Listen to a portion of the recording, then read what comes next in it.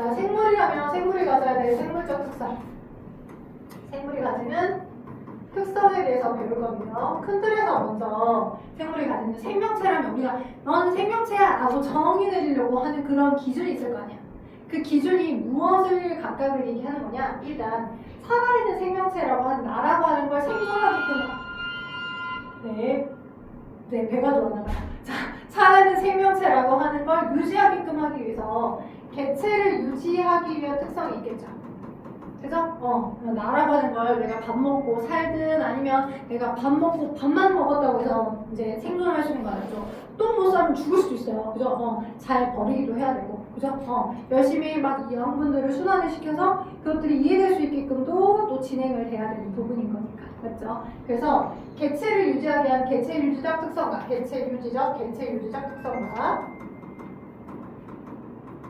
그리고 자 생존을 이제 개체를 유지하게 한 특성이 이제 어느 정도 픽스가 됐다라고 한다면 개체 유지적 특성이 되어 있다라고 하면 이제 나라고 하는 유전 정보가 그 다음 자손으로 이제 나라고 하는 유전자가 계속 유지될 수 있게끔 해주는 특성을 갖고 있어야 종이 계속 살아남죠. 보존되고, 그죠? 이게 세대 손손 계속 자손이 남을 거 아니야. 나의 어떤 유전 정보가. 그래서 종족을 유지하게 하는 특성, 종족 유전 특성으로 나눠집니다. 오케이? 종을 유지하게 하는 특성이야? 아니면 이제 개체를 유지하게 하는 특성이야? 그럼 개체를 유지하게 하는 특성의 하나로는 이제 여러 개가 있을 거고 또 종족 유지하는 특성 중에 두 가지 여러 개가 있을 건데 일단 개체를 유지하게 하는 특성 세 가지, 종족 유지하는 특성 두 가지가 있고 이 사이에 앞다리 꽃다리라는 표현이 좀 끼긴 하지만 여기 끼기도 애매하고 저기 끼기도 애매해서 깍두기처럼 존재하는 특성도 있어요. 오케이? 그거 우리는 또 하나를 다룬 겁니다. 이렇게 사이에 끼어지는 또 다른 특성. 오케이? 네, 이렇게 표현하니까 조금 웃긴 한데 한번 완성을 해볼게요. 일단 생명체라면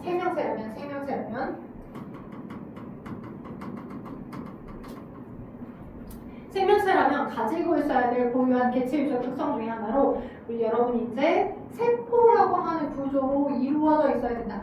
이게 가장 큰 특성입니다. 세포라는 구조로 이루어져 있어야 한다. 오케이? 세포라고 하는 건 여러분이 이제 이렇게 인지질 이중충으로 되어 있는 막이 있고 인지질 이중충으로 되어 있는 막이 있고 막단백질을 가지고 있고 그래야지만 이제 물이 있었던 공간 안에 나만의 고유한 물을 가지고 있는 경계를 만들면서 외부 물질을 받아 들여오기도 하고 내부 물질로 뿜어내기도 하면서 어떤 내부의 고유한 나만의 경계를 만들 수 있어야 돼.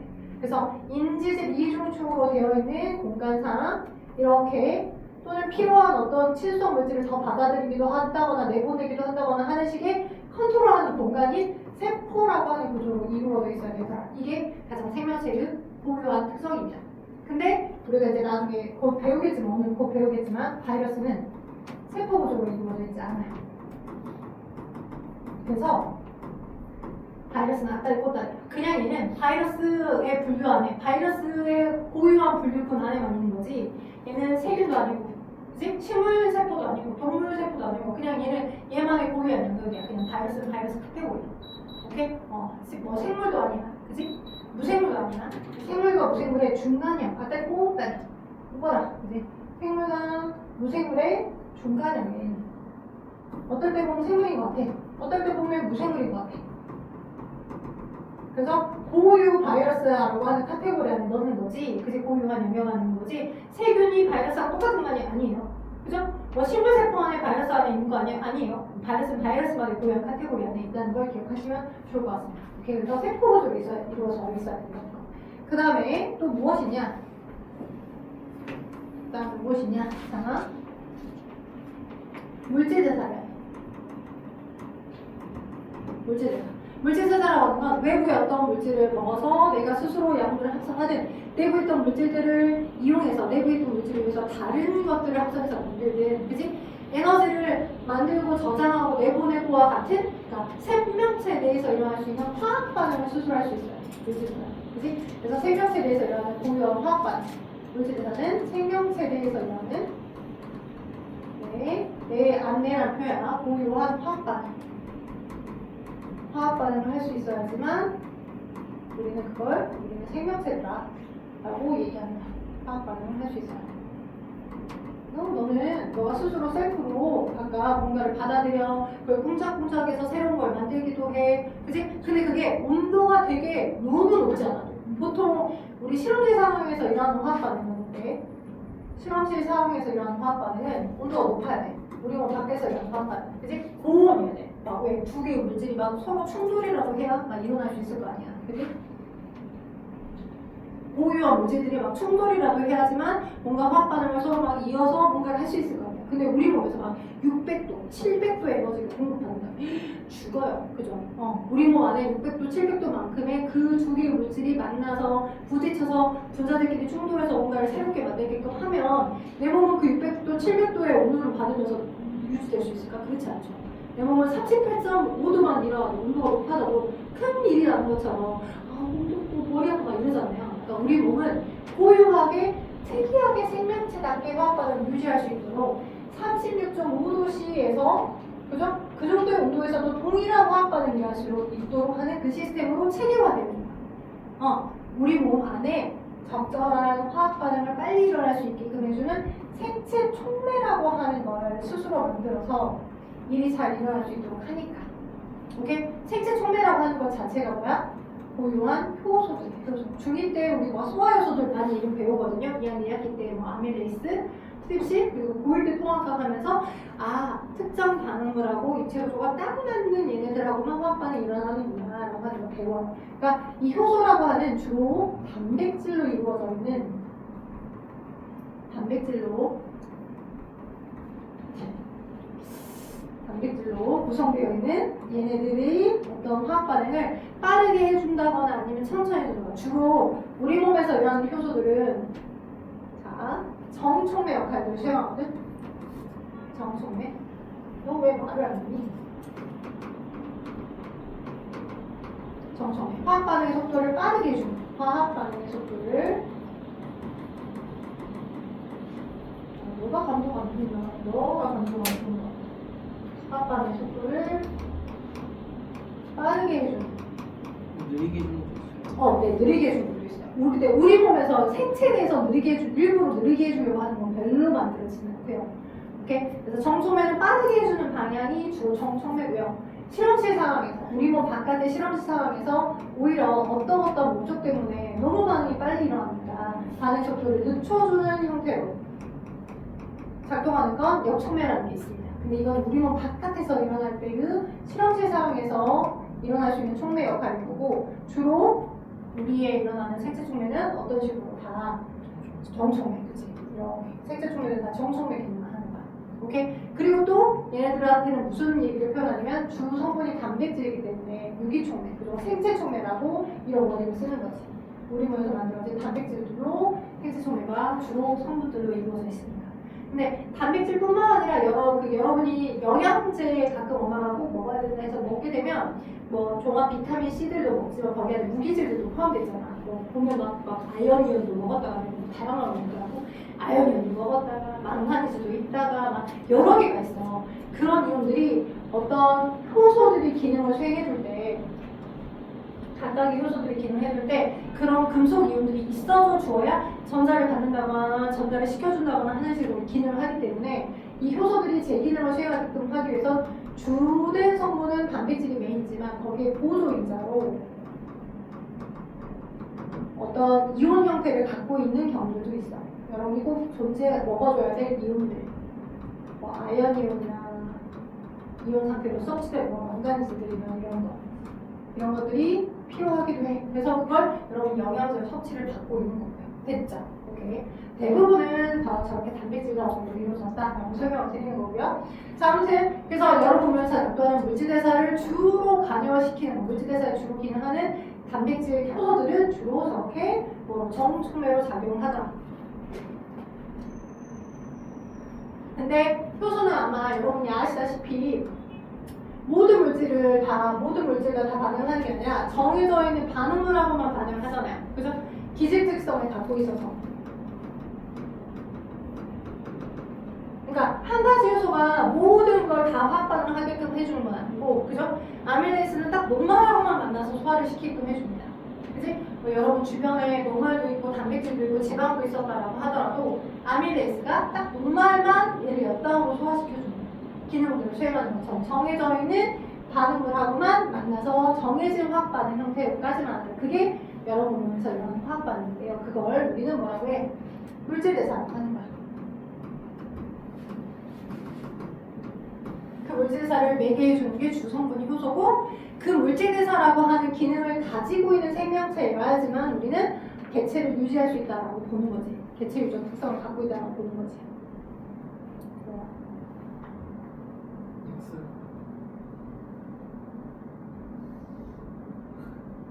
오를 한번 눌러볼까? 도대체 뭘 원하는 거야? 우리는 혹시 사라지는 거? 마탱이 갔나? 왜 마탱이 가는 거지? 넌 뭘 원하는 거니? 짜잔 짜잔 짜잔 됐다. 개체를 인식이나구나. 개체를 됐다 사라졌다. 얘랑 아직 안 친해져서 이제 쓰다 보면 친해지겠죠. 자, 그래서 물질대사라고 하는 것들에 대한 설명을 했어요. 개체가 생존될 수 있게끔 하기 위해 우리 뭐 식물이든 동물이든 스스로, 식물은 물론 광합성이라는 걸 통해 스스로 양분을 만들 수 있지만 동물은 그렇게 스스로 양분을 만들 수 없잖아. 만들 수 없기 때문에 이제 양분을 먹어줬을 때 그 양분으로부터 필요한 양분을 우리가 만들어내기도 해야 돼요. 여러 가지 다양한 형태로 작동할 때. 그리고 그래서 그 개체가 여러 에너지 대사를 하면서 살아남아야 되니까 그런 기능을 수행하다라고 기억하시면 될 것 같고, 마지막 세 번째는 내 개체가 생존하게끔 하기 위해서 뭘 해야 돼? 누군가 나를 뒤지게 두드려 패고 있어. 근데 좀 극단적으로 표현하자면 너무 좋아 하고 계속 맞고 있어. 막 피가 터지고 있는데 계속 맞고 있어. 그러다 막 내가 죽을 수도 있겠지. 나는 통증에 아픔을 느끼지 못해서 누군가 나를 뒤지게 두드려 패고 있는데도 불구하고 뭔가 리액션 하지 않으면, 그죠? 언젠가는 세포가 터지고 세포가 괴사돼서 죽을 수도 있는 거잖아. 그럼 돼 안 돼? 내 개체가 유지가 안 되는 거지. 내가 생존할 수 없는 거잖아. 그래서 적절하게, 민감하게, 조그만 형태의 자극이라도 내가 내 몸에서 적절하게 반응해야 돼. 그게 개체를 유지하는 특성 중입니다. 저렇게 자극에 대한 반응의 형태로 여러분의 눈이나 코나 아니면 음파나 이런 이제 감각기관의 정보들이 외부 자극을 수집을 해주는 거예요. 그 중추신경계라고 하는 뇌가 열심히 판단해주는 거고, 그 판단할 만큼 적절한 리액션이 일어날 수 있게끔 하는 거지. 되겠어요? 오케이? 자, 그리고 자극에 대해서 적절한 반응을 하는 거예요. 자극에 대한 반응. 거기에 이제 추가적으로 자극의 반응이라는 것 외에 항상성 유지라고 하는 게 들어가는 거예요. 여러분이 중3 때 배우셨던 항상성이라고 하는 항상성 유지가 바깥이 너무 더워도 내 몸의 온도가 일정하게, 바깥이 추워도 내 몸의 온도가 일정하게, 그죠? 체온을 일정하게 유지하는 거야지. 그죠? 또는 여러분이 너무 더우면서 코카콜라를 겁나 뒤지게 마사 빨아삐고 있단 말이야. 그럼 산성이 확 올라가. 그렇다고 내 몸의 혈액의 액성이 산소로 막 다지다가 산소가 바뀌다가 갑자기 막 여기서 바뀌다가 그러면 용액의 농도가, 우리 몸 여러분의 농도가 농도가 너무 급격히 달라지기 때문에 3주년 정도 모라이어티하게 일어나면 난리가 날 거야. 근데 그렇지 않도록 최대한 용액 액성이 일정하게 유지될 수 있도록 하는 거. 그런 게 전반적으로 항상성 유지입니다. 오케이? 그래서 항상성을 유지하게끔 하기 위한 형태로 우리는 이제 신경계와 호르몬이 함께, 공동작업으로 뭐를 어떻게 해줘? 자, 뭐 체온도 일정하게. 그죠? 바깥이 춥든 덥든 체온이 일정하게. 그죠? 그 다음에 내가 체액에 뭐 산성음료를 먹었든 그렇지 않든 체액의 농도가 일정하게 유지되는 거예요. 그죠? 그리고 내가 에너지원에 해당하는 혈액에 돌아다니는 포도당 양이 너무 낮지 않고 항상 잔잔하고 0.1%로 유지될 수 있도록 혈당량이 일정하게 유지될 수 있도록 조절되는 것까지도 뭐가 되는 거다? 개체를 유지하는 특성 중에 하나가 됩니다. 안 들렸죠? 오늘은 크게 팩을 잡아두는 형태니까, 크게 개요를 잡아두는 형태라서 크게 어렵게는 느껴지지 않을 것 같아요. 근데 이제 여러분이 이제 여기서 외워주셔야 될 각각들이 있다 보니까 이따가 본격적으로 쉬는 시간 끝나고 나서는 바이러스랑 그다음에 화성 탐사선 연구에 대한 거, 그다음에 이제 저 물질대사 측면을 조금 더 키워서 설명을 조금 더 드릴 것 같아요. 너 왜 안 따라오니? 나랑 안 친해졌어. 자, 그래서 이게 진짜 대빵 중요하거든. 이것만 따로 빼놔서 또 다른 섹션이 있을 만큼인 게, 그래서 이거를 오늘 좀 더 부가적으로 설명을 할 것 같고요. 자, 그러면 종을 유지하기 위한 특성 중에 하나로, 종족을 유지하는 특성 중에 하나로 뭐가 있겠어? 내이세를 만들어야 되는 형태의 종족 유지한 특성. 일단 종을 보존하기 위해서 만약 내 종이 유지되게끔 해야 돼. 물론 이제 새끼를 낳아야 되겠지. 그지? 내 유전 정보에 해당하는 난자나 또는 사랑하는 사람께 정자랑 만나기 위해서 자손을 태어나게 하는 거. 생식과 유전이 종이 계속 유지될 수 있게끔 하는 거니까 생식과 유전을 해야 해. 그렇죠? 그리고 생식과 유전을 해야 되는 거고 거기 이제 그거에 더불어서 본질적으로 뭔가 내가 변화된 환경에 적응을 못했다고 합시다. 그치? 뭔가 환경 변화에 대처를 하는 게 적응인 거잖아요. 그게 오랫동안 그 환경변화에 노출이 됐을 때 거기서 오래오래 살아남아서 뭔가 내가 새로운 유전 정보를 획득하게 되는 거. 그걸 진화라고 하거든요. 유전 정보를 획득한다거나 아니면 종의 분화가 일어나는 걸 진화라고 하는데 내가 종족을 유지하기 위해서 그 달라진 환경이 있다면 그것에 대해서 적응을 해야 되고 거기에 진화라고 하는 게 일어나 주면 내 종족이 유지되는 겁니다. 그 적응과 진화가 누구예요? 특히나 바이러스들에게 많이 일어나요. 바이러스들에게. 그죠? 넘어가니 바이러스들에게 많이 일어납니다. 바이러스들에게. 그래서 적응과 진화라고 하는 형태들을 거치게 되면 우리는 자손을 이제 계속 유지시키면서 갈 수 있겠더라. 너랑 나랑 터치 감도가 안 맞나 봐. 내려와. 예. 계속 말 안 듣네요. 얘는 내려가고. 아니야. 내려오라고. 아니 너무 거 아닌데. 좀 내리자. 그렇지. 이렇게. 정가 진화. 자, 정가 진화. 자, 그러면 아까 지금 개체 유지하기의 특성하고 종족 유지하기의 특성 이렇게 나눠진다라고 했었는데, 그죠? 여기 3개 있고 종족 유지각 특성이 2개 있고, 근데 여기 2개에 넣기 좀 되게 애매해서 아따리 꼬따리처럼 깍두기처럼, 깍두기 알아? 깍두기? 그 친구들이 홀수로 있을 때 한 명을 중간에 심판하라고 하고 나머지 여기 3명 여기 3명 넌 그냥 심판봐, 아니면 여기 팀에도 들어갔다가 여기 팀에도 들어가라고 하는 게 깍두기의 존재잖아요. 그런 것처럼 되게 여기에 넣기도 애매하고 여기 넣기도 애매해서 걔만의 고유한 카테고리를 가지고 있는 게 있어요. 뭐가 있냐? 생명체라면 뭐가 된다? 생명체라면 세포 분열을 주관한다. 그래서 생장과 발생한다. 오케이? 이게 자 어디 개체 유적 특성에 넣기도 좀 애매하고 종족 유적 특성에 넣기도 애매해가지고 그 사이에 가지고 있는 각, 그 사이에 대한 특성에 대한 게 생장과 발생입니다. 근데 여러분 교육과정에는 예전 15일 교육과정에서 생장이라는 워딩을 좀 썼어. 그러니까 생물이니까 살아있는 생물의 특성이니까 생자라는 워딩을 많이 썼는데 요즘 여러분 20회 개정 교육과정에서는 여기를 뭐라고 하냐? 성장이라고 해요. 지우개 나왔고요. 자, 성장. 그래서 성장 이꼴 생장과 똑같다. 이렇게. 오케이? 그래서 여러분 책에는 지금 생식 발생과 성장이라고 나와 있죠. 깨구리 나와 있는 그림 보여요? 깨구리 나와 있는 그림, 그죠? 발생과 성장. 제가 한 장 넘겨서 지금 11쪽 설명하고 있거든요. 자, 책으로 한번 갑시다. 제가 파일을 좀 넣어놔서. 알겠다. 이거 전자책방 오래 켜놔서 지금 얘가 타이밍이 좀 있는 거야, 지금. 문풀자리. 근데 나 완자 생각을 너무 완자를 안 넣나? 여기 있는 거 같아. 결국 생각나. 여기에 완자 있습니다. EBS 기출필 여기 있네. 따야 되는데 이쪽부터. 그죠? 저희가 같이 보면서 합시다.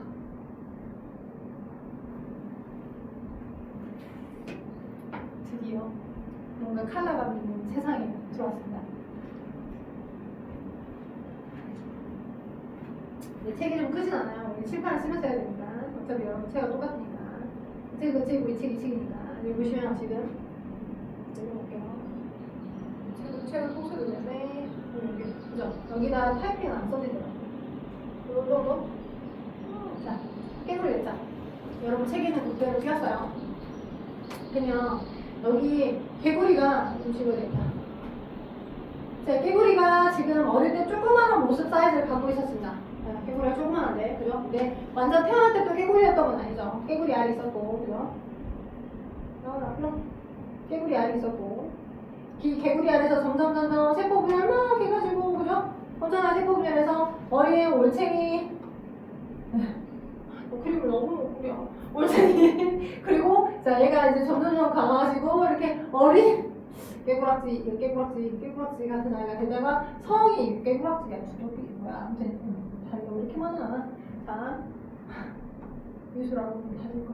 뭐야 이거 도롱뇽이야? 자, 아무튼 지금은 왜 이렇게 성이 개구리가 됐다 합시다. 자, 개구리가 됐어.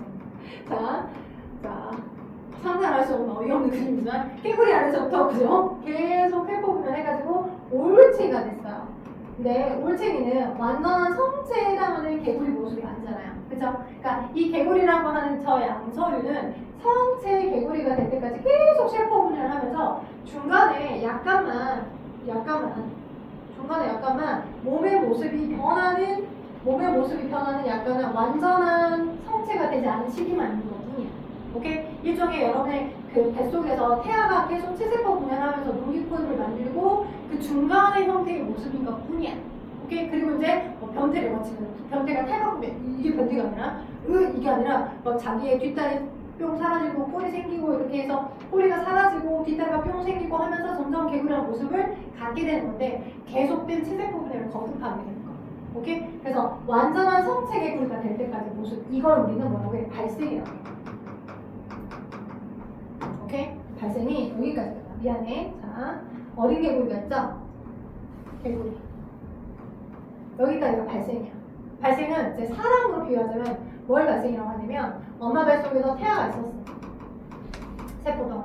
그 태아가 계속 체세포 분열을 막 거듭 해. 태아가 체세포를 막 거듭해서 요만한 크기의 성인이 된 상태로 뿅 나오지 않죠. 응애 하고 태어나자. 깐난하게.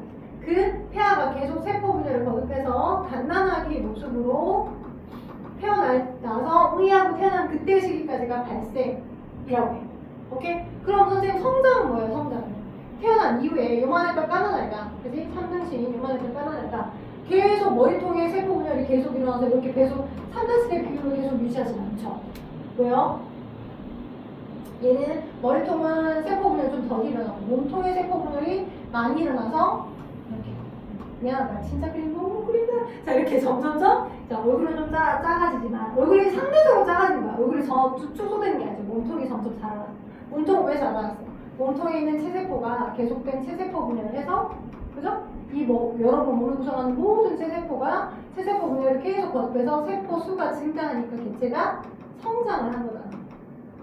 그지? 체세포의 개수가 늘어나서 이제 얘 자체가 크기가 커진 거지. 그걸 우리는 뭐라고 해? 성장이라고 하는 거야. 예전에는 생장이라는 워딩으로 설명했거든. 세포 분열에 의해, 체세포 분열에 의해 개체가 자라는 거. 오케이? 그럼 발생과 뭐가? 성장의 공통점은 뭐야? 둘 다 체세포 분열을 한다는 거야. 오케이? 둘 다 체세포 분열을 통해서 세포의 개수가 늘어나는 거야.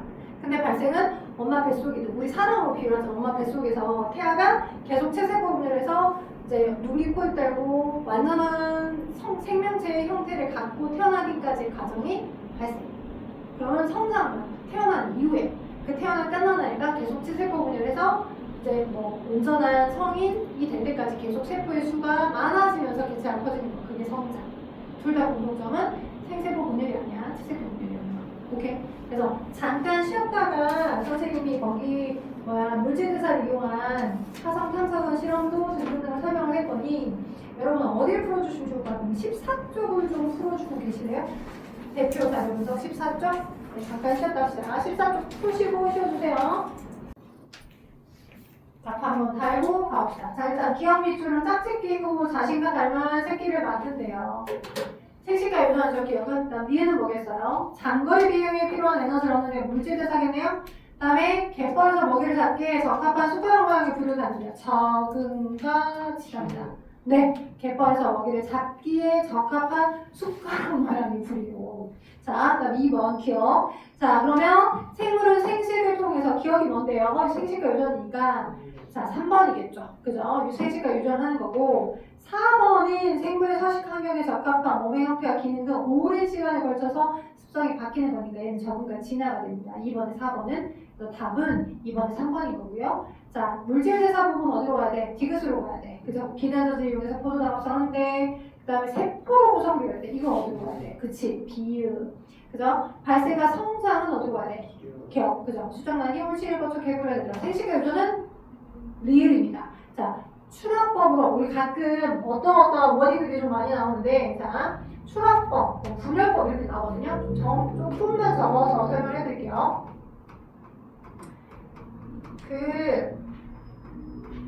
아메바 알아요? 또는 세균? 네.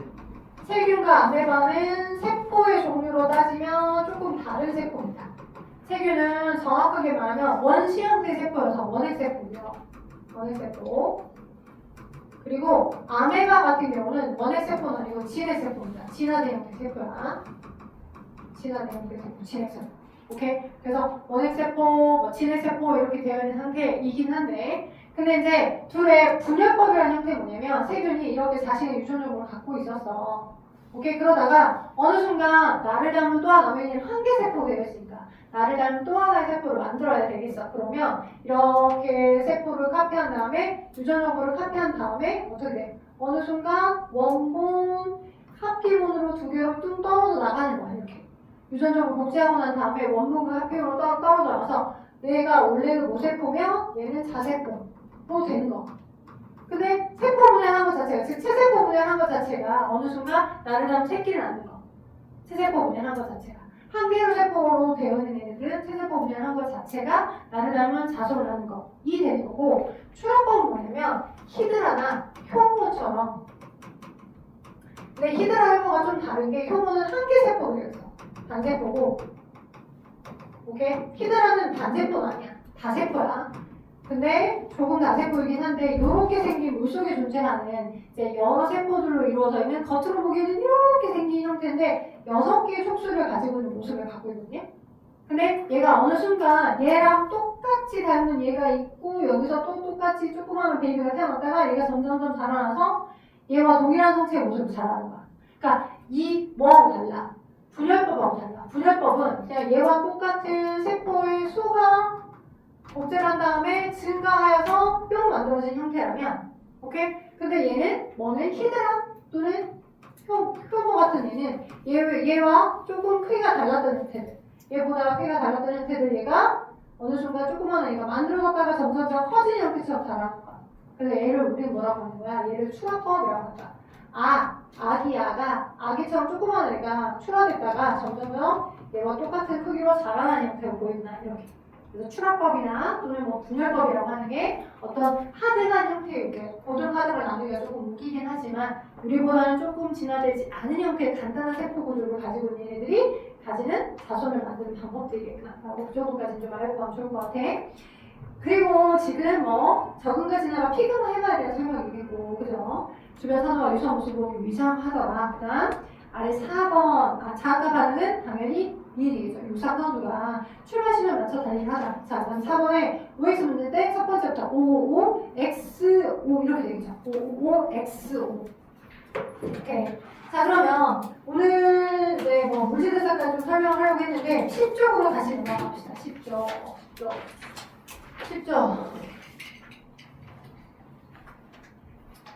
자, 10쪽 거기를 보시면 노란색 웃으면 너무 감격할 것 같아요. 자, 10쪽 거기 보시면 하단에 자, 생명체가 이렇게 뭐 할 거다. 아, 그래. 자, 화성 탐사선 연구라고 하는 게 하나 뜹니다. 지금도 여전히 이제 우리 지구에 있었던 생명체가 혹시라도 다른 곳에 자리를 잡을 수 있다면, 왜냐면 지구가 너무 온난화가 되고 있고 살 수 있는 환경이 아닌 각박한 환경 속으로 바뀌어지고 있기 때문에 그래서 일단 한 1970년도부터 계속 연구를 했던 방법 중에 하나입니다. 지금 최근의 과학은 아니고요. 1970년대쯤에 이렇게 연구를 했던 방향의 하나를 여러분 이제 교육과정에서 어떻게 판단할래? 라고 물어보는 형태니까 좀 알고 계시면 좋을 것 같아요. 자, 대부분의 지구상의 생명체가 물질대사라고 하는 방법을 통해서 생명을 영위하잖아. 왜? 스스로 이제 식물은 스스로 양분을 만들 수 있지만 동물은 그 양분을 스스로 만들 수는 없으니 먹어준다고 유기하고 먹어서 소화를 시켜줘. 오케이? 그래서 이제 다음날 모니터로 바깥으로 내보내더라도 흡수해줬던 이 양분들을 세포 안으로 받아들여서 뭔가 활동들을 영위할 거 아니야. 그치? 이제 그렇게 진행을 한다라고 했었을 때, 그치? 화성 탐사선들은 이제 화성 탐사선 실험이 뭐냐면, 그러면 혹시라도 지구가 행성이 너무 각박해져서 생명체가 살 수 없다면, 만약 화성에도 물이 흘렀던 흔적도 보이고, 그죠? 약간 뭔가 그 얼음이 얼거나 그런 개설의 변화도 보이니까, 혹시 지구상에서 동일하게 생명체가 살 수 있는 환경이 된다라고 한다면, 우리가 이 생각하면 좋을 것 같으니까, 화성에는 흙까지 퍼와서 혹시 생명체가 살 수 있었던 흔적이 있었던 건 아닌지 한번 연구를 해보자. 그거였어. 오케이? 이게 화성 탐사선 실험이거든? 근데 이제 이때 사용했었던 방법이 자기방사법.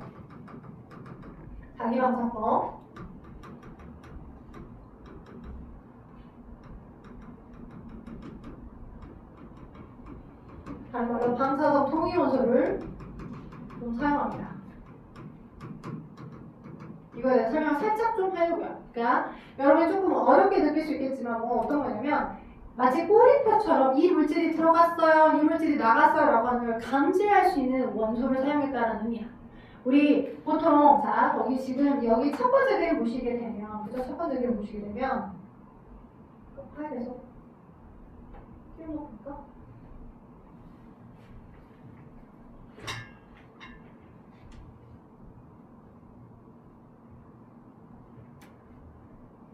그러니까 영상을 끊었기 때문에 들어와도 다 꺼냈네.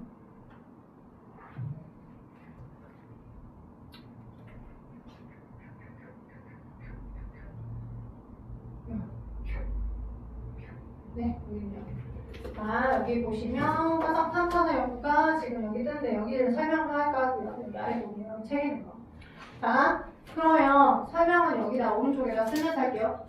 보이죠? 오케이, 여기서 설명할게요. 지금 이 실험을 설명을 할 건데, 그죠? 자, 지구상에서와 동일한 방법으로 화성에도 생명체가 산다면 지구상에서와 동일한 방법의 물질 대사를 할 거다 라고 전제를 한 거야.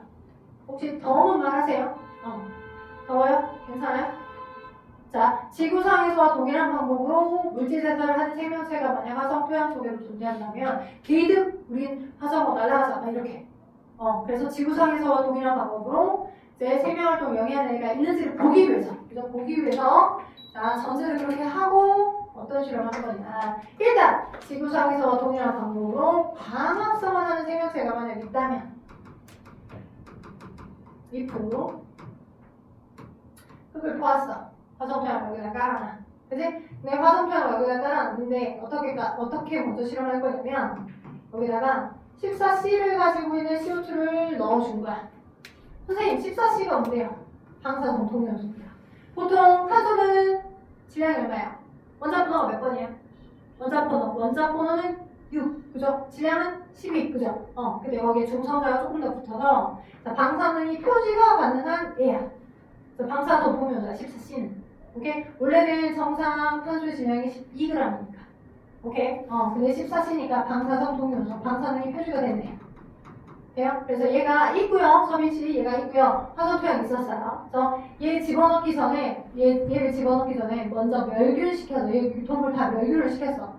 오케이? 멸균 시켰다는 건 내가 넣어준 토양을 넣어준 것 외에 나머지 거는 균체가 하나도 들어가지 않도록 오염되지 않도록 해준 멸균된 시험관 통에 화성 토양을 집어넣고 오케이? 집어넣고 14CO2를 넣어주고 오케이? 얘는 평면상에서 한 개만 그림이 그려진 것처럼 보이지만 실제는 빛을 주고 오케이? 빛 주고 오랜 시간 동안 일주일 동안 계속 일주일 동안 계속 이 14CO2를 받아들여서 만약 여기에 살아있는 생명체가 있었다면 그지? 생명체가 여기 뾰족뾰족 있었어. 근데 이산탄소라고 하는 재료가 있네. 빛이 있네. 내가 지구상에서 동일한 방법으로 광합성을 할 수 있네. 그럼 여기 안에 유기물이 포도당을 만들어서 저장을 해놨을 거 아니야. 그치? 식물세포와 동일하게.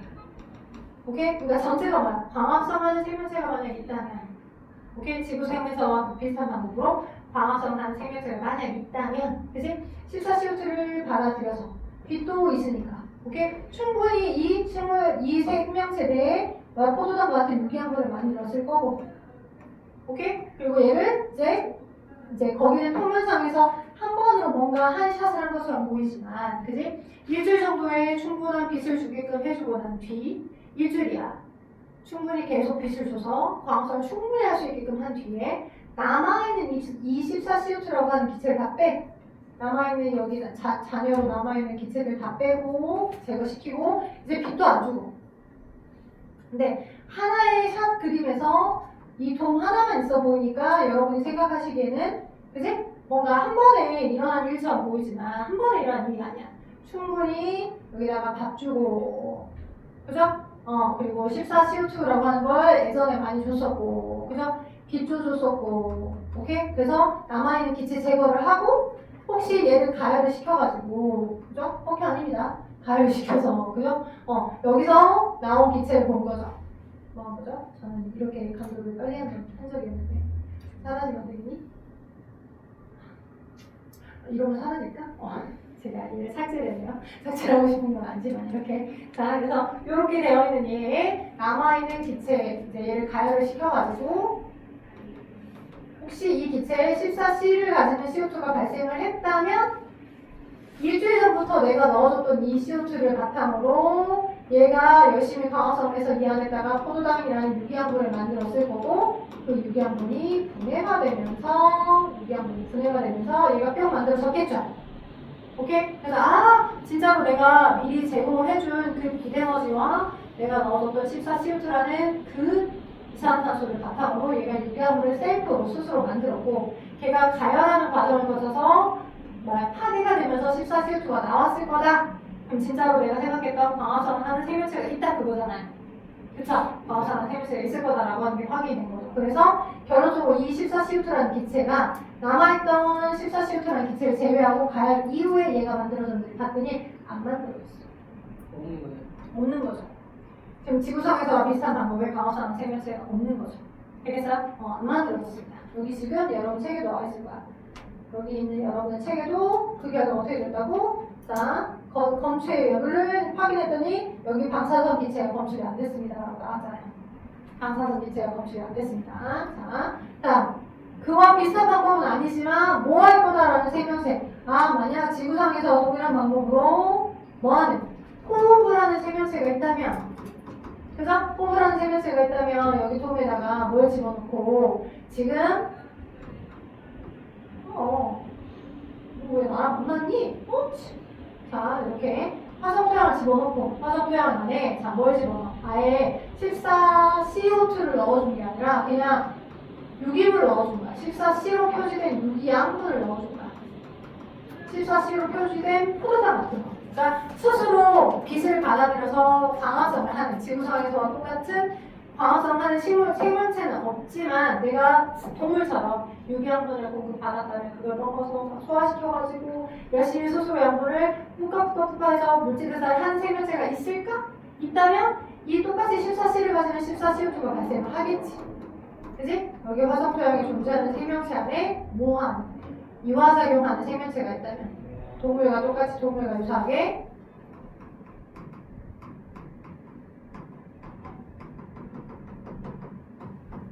오케이? 양분을 분해해서 먹고 사는 양분을 먹고 사는 생명체가 있다면 그치? 여기서 제공해줬던 14C로 레벨인 게 유기양분을 준 거니까 얘가 얘한테 들어와서 얘가 막 열심히 대사를 한 결과 이산화탄소가 방출이 될 거니까 그쵸? 이산화탄소가 방출이 됐다면 지구상에서 동일한 이화작용하는 생명체가 있다는 거지. 근데 여러분 결론상 보세요. 여기 지금 검출 여부를 확인했더니 14C로 표시된 영양소를 집어넣었더니 방사능 기체가 표시가 됐어요? 안 됐어요? 안 됐죠? 14C로 포함된 영양소를 줬는데 뭐야? 방사능 기체가 검출이 안 됐잖아요. 유기양분이 들어와도 그 유기양분을 받아들이는 형태가 없는 거예요. 맞죠? 오케이? 그러면 아예 C라고 하는 이산화탄소를 에너지원으로 하는 형태가 아닌 다른 영양소들 우리 지구상에서는 주로 탄소 영양소들을 탄수화물들을 많이 이용하긴 하지만 지구상에서와 다르게 S나 S 질소분가체, 질소화물이나 또는 다른 걸 에너지로 사용할 수 있잖아. 인화물들 같은 것들을 에너지로 공급받았을 때 얘가 열심히 걔를 받아들여서 푸각푸각 해갖고 뿅! 이 N을 포함한 기체를 만약 발생했다거나 NO2 그치? P를 포함하고 있는 기체를 발생했다거나 새로운 기체가 그럼 얘가 들어가서 이 지구상에서와 동일하진 않지만 이런 유기물들을 분해해서 먹고 살 수 있는 생명체가 만약 있다면 얘네가 나왔겠지. 그치? 그래서 기체를 분석을 했어. 발생한 기체 분석을 통해 그런 기체가 나온지를 봐봤더니 그랬더니 기체 조성이 가능했대. 그 얘기는 탄소가 아니더라도 다른 화합물이더라도 탄소가 아닌 다른 화합물이더라도 그걸 이용해서 에너지원으로 이용해서 먹고 사는 생명체는 없네요. 이게 지구상에서 유사한 물질을 하는 생명체가 없네요. 화성별. 그러면 우리는 갈 수가 없겠네. 이렇게. 그런 결론을 난 거죠. 결론을 낸 거죠. 언제? 1970년대쯤. 됐죠? 그래서 물질대사라고 하는 생물체가 거기에 존재하는지 안 하는지에 대한 여러 가지 실험 중에 화성 탐사선 연구에 대한 실험을 좀 해봤고요. 11쪽에 해당하는 바이러스까지도 우리가 좀 진행을 했었어야 되는데 그거는 우리 내일 시간에 이어서 할 거니 여러분이 지금 숙제를 내드릴게요. 자, 11쪽에 대한 아따리 꼬따리 같은 바이러스에 대한 특성을 내일 배울 거니까 얼마 안 됩니다. 오늘 첫날에서 많이 안 되니까 16쪽에서부터 17쪽까지 간단합니다. 오늘 조금 물질대사를 더 나갔어야 되는데 내일은 전체적인 큰 흐름을 먼저 잡아드리고 바이러스만의 특성이랑 생명 시스템의 구성 단계 그리고 물질대사까지 조금 나갈 수 있도록 노력을 해보도록 하겠습니다. 네, 혹시 질문 있어요? 없어요? 괜찮아요? 네. 그렇다면 오늘 여기까지는 네, 오늘 첫날이라 조금 싸움작 했어요. 싸움작에서 이 정도까지 하는 걸로 숙제 내일까지 해보시면 됩니다.